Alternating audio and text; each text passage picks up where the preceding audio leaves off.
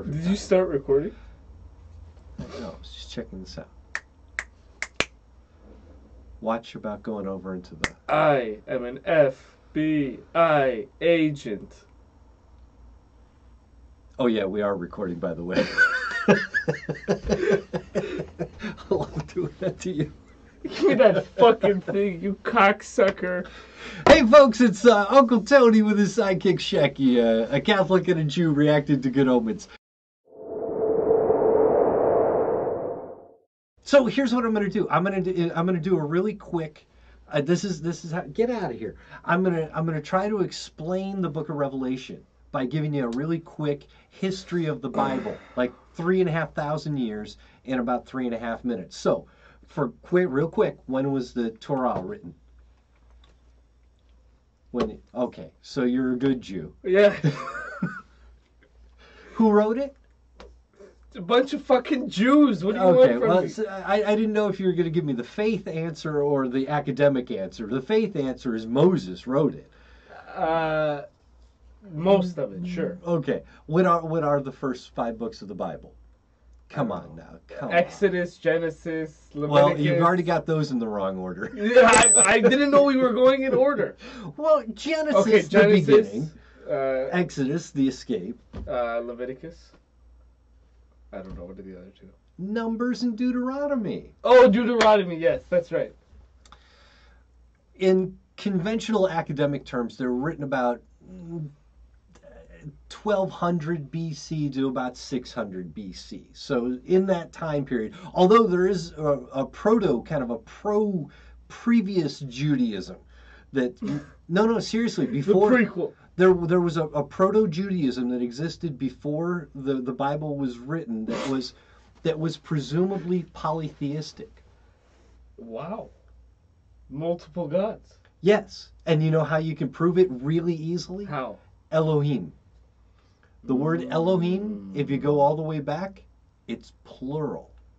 So the Bible literally begins, gods created the heaven and the earth. I have heard some scholars argue that within biblical teachings that there was this lost understanding when the Torah was being transcribed, that there was this idea that there was the Hebrew God, but the Hebrew God was the most powerful God, and the reason we were the chosen ones is because he was picking us out of all and he was the greatest God. See, now that makes a lot more sense. Now that is just a scholarly theory. It's not part of. I gotta get you another book. Joe Rogan likes to go off on this one. I love Joe Rogan. It also says that the early proto-Judaism was a mushroom cult. And that's where the idea of God came from. People just being stoned out of their fucking minds on mushrooms. But here you go. Do you think Joe Rogan would like our show? Stop. I don't know. So, see, this is how it's hard to keep you on track. I'm trying to go through the Joe Bible. Rogan with Lawrence Lessig. Stop.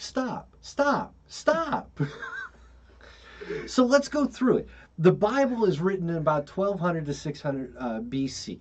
And it becomes the basis of a very popular religion, Judaism. It's got the book's got flaws in my opinion, because every book it has new characters.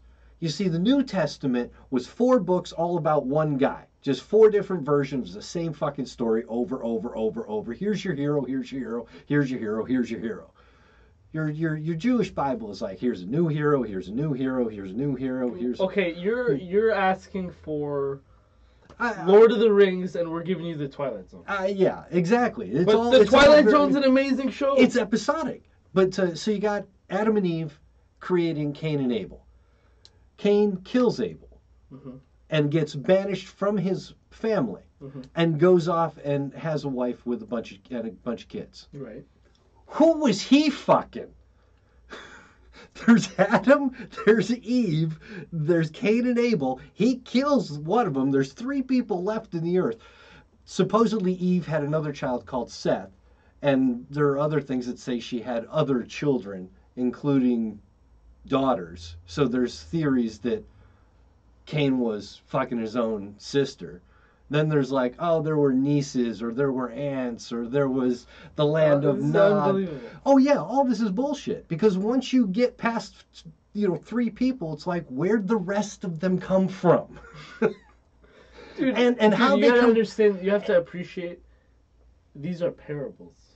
Okay, I'm glad you understand that. But when you calculate the age of the earth based on the begats, right? And you're trying to figure out who begat who, I'm wondering who Cain found to begat with.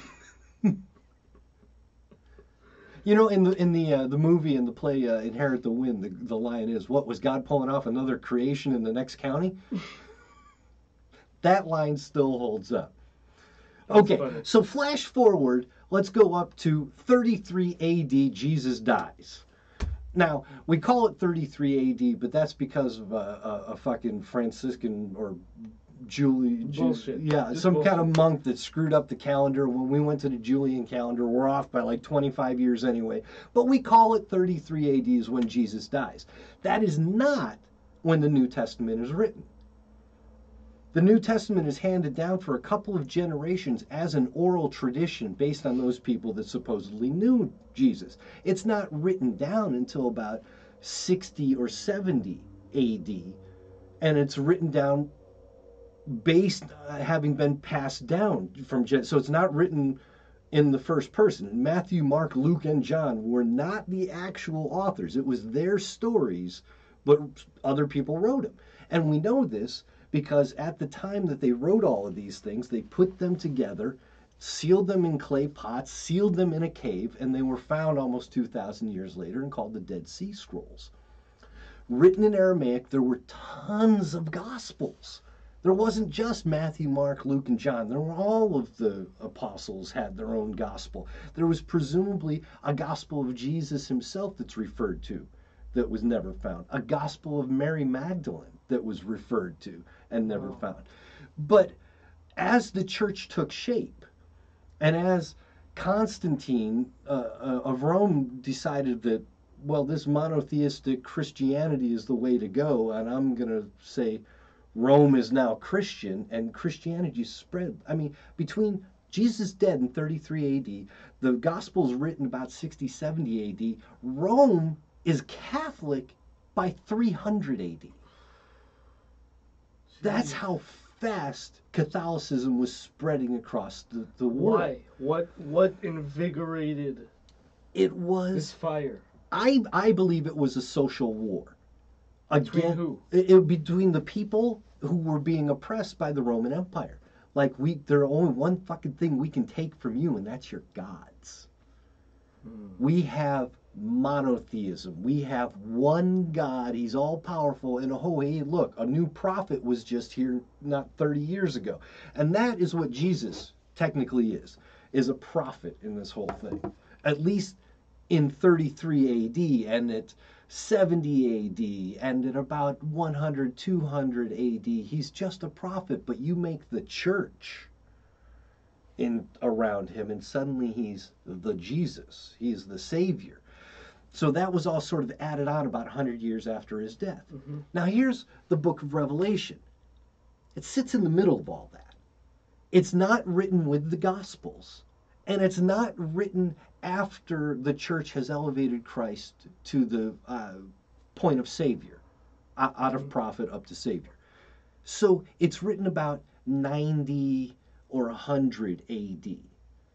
Okay. And again, sealed away and included as part of the early texts of the Bible. When it was the church that started choosing which of these texts we're going to put in there. Right. So those early illuminated Bibles, produced in Latin by drunk monks who were fantastic artists, that's how the Bible stayed for hundreds of years. And because the church controlled information and controlled education and everything else, the Dark Ages were around. The Renaissance comes because Gutenberg decided he could build a printing press. And the first thing he fucking makes is a Bible. Because that's how you shift the power dynamic.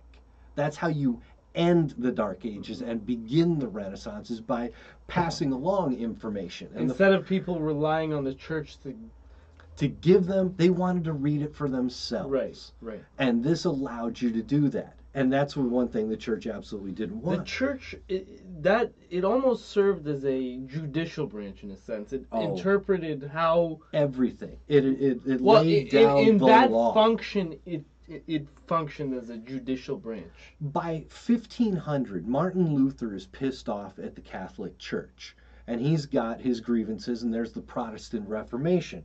You've also got the Church of England breaking away from the church. You've got a fucking pope in France and a pope in Rome at one point in the Catholic Church. Wow. So all of these offshoot religions take off. They all, they're Christianity, formerly Catholics, whatever. Baptists. Yeah, they all came from the same little well. And some of them took the book of Revelation with them, and a lot of them didn't. Martin Luther himself said that book is bullshit and shouldn't be included in the Bible. But when King James of England in 1610... yes, King James. ...decides he's the new king, the fucking parliament hates him, most of the people hate him. He's coming on the heels of the beloved Queen Elizabeth, who had the longest reign in history, and the most peaceful reign, and the most profitable reign. And here comes this fucking King James, everybody hates him. He's going to get into people's hearts and homes by making his own Bible. The King James Bible is what we read today.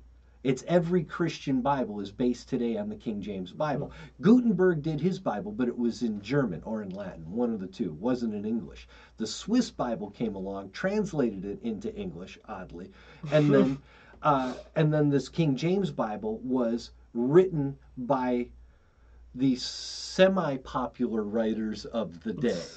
Not the most popular writers of the day, who would have been like Shakespeare, but instead those people who wanted to be Shakespeare, because King James had no money to actually make a Bible. The Parliament wouldn't give him any money, so he had to just give it to playwrights to write. So they passed around a Swiss Bible and they just did English playwrights. Now, we saw Jesus being nailed to the cross in this show, and he's like, forgive them, they don't know what they're doing. That's not the line, though, from the Christian Bible. The Christian Bible is, forgive them, Lord, they know not what they do. Now hear that line in your head and go, forgive them, Lord, they know not what they do. It's iambic pentameter. It's written in the style of Shakespeare because it came from the time of Shakespeare by playwrights who had been influenced by 20 years of theater that sounded like Shakespeare. Jesus this is the Bible that we use today. It hasn't changed much because it has that very lyrical sense to it. Right. He included the book of Revelation. So it's stuck there. But now you've got the church. And the church, the Catholic Church, the way I know it, we have sacraments throughout life. Like baptism is a sacrament, your confirmation is a sacrament, taking the Eucharist and going to confession, getting married, last rites. They're all sacraments. Right. But none of those sacraments require a reading from the book of Revelation.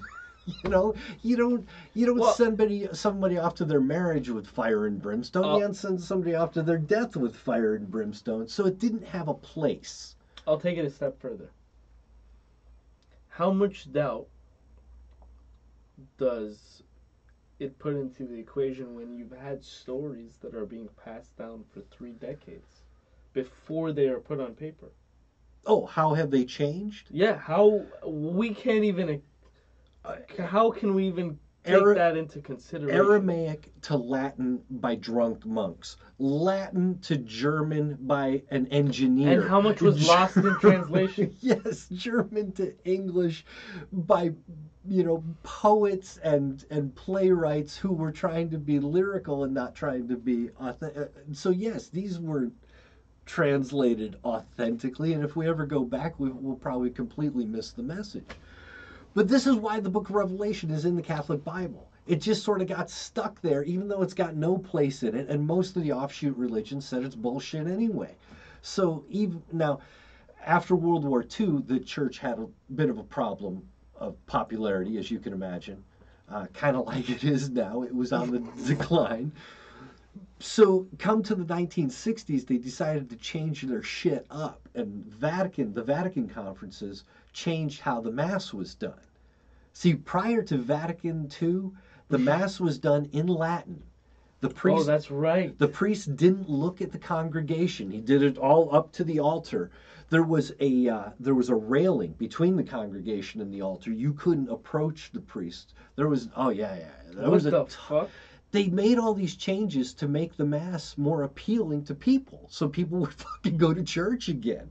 And they added, oh man, Father McDonald was an old priest when I knew him, and he knew the Latin and he loved the Latin Mass, and he didn't really like people all that much. Oh, what a dick. Worst thing that Catholics ever did to the Mass was add the greeting, where it's you turn to your neighbor and say, "Peace be with you," and your neighbor says, "And also with you," and you go around and you shake people's hands.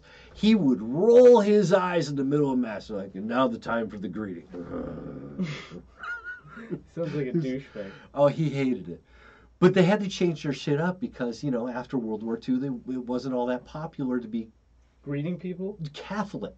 Oh. Hitler was Catholic. It took Kennedy and Vatican II to change the impression of the Catholic Church so that it was back on the upswing again in the 70s. But was Kennedy a practicing Catholic? Yeah, as far as I know. Mm. I mean, as much as a Boston, A Boston liberal can be a exactly. So that is why, and of course, after Vatican II, they didn't spend much time on Revelation. Everybody after Vatican II was like, it's an apocryphal text. We're not sure who wrote it. I learned that it was a metaphor for the fall of Rome. For it was written back in like 90 A.D. to chastise Rome and say, this is how your shit's coming down. So, man, that probably went longer than I wanted it to. Dude, but we've been. You're gonna have to edit this. I am. I'm gonna have to take that down. But that's the history of the Bible. 3,500 years. How are you gonna compress all I have of that? no idea how I'm gonna do it. Let's see what this shit's doing now. Now that we're fully into the Book of Revelation, it's all going to hell.